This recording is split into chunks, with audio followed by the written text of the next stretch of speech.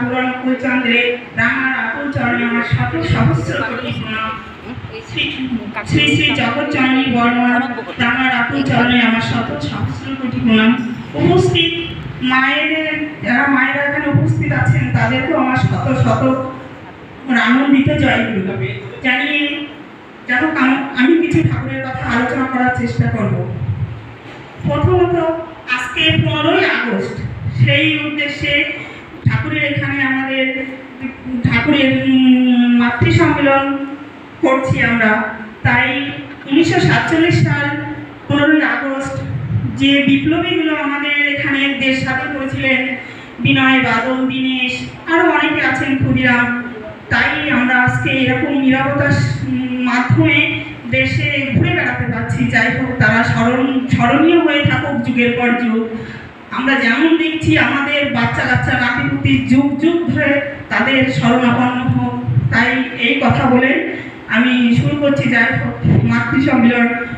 তো আমার ঠাকুরের এখানে সত্যি এসে আমি আজ এরকম অনুষ্ঠানে কখনো এসে আলোচনা করতে পারিনি, তাই আমার খুব মনে খুব ভালো লাগছে যে ঠাকুরের এখানে এসে কথাগুলো বলতে সুযোগ পেয়েছি। তাও আমি আমার জীবন দিয়ে বুঝেছি যে ঠাকুর কতটুকু সেই কথাগুলো আপনাদের সঙ্গে আজ শেয়ার করব।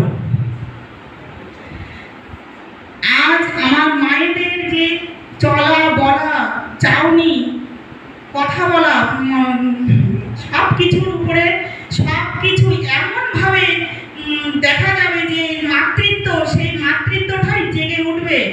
যেমন খাওয়া পড়ায় শ্বশুর শাশুড়িকে বই বন্টন করা, সেই বন্টনের মাধ্যমে সেই মাতৃত্বটা জেগে উঠবে, সেই ঠাকুরত্ব জেগে উঠবে প্রত্যেকটা পড়তে পড়তে।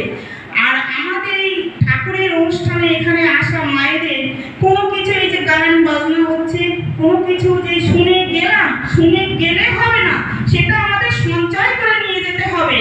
তাই সেই ঠাকুরের একটা গানে আছে, সেই ঠাকুর তোমার পরশে গো ধুলিতে ধুলিতে জাগে।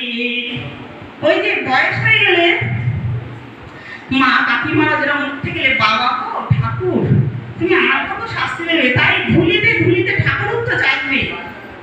তাই সেই কথাটুকু আমাদের ঠাকুর স্মরণ করতে হলে সেই ইষ্ট দেবতাকে আমাদের ধরতে হবে। তাই আমাদের মা কেমন হওয়া প্রয়োজন, আমাদের বাচ্চাদের মানুষ করতে হলে পাঠশালা বলো আর মায়ের আঁচল বলো, সেখান থেকেই প্রথম ধাপ শুরু। বাচ্চা যেমন পেটে থাকলে মা খেলে বাচ্চাকে খাওয়া হয়ে যায়,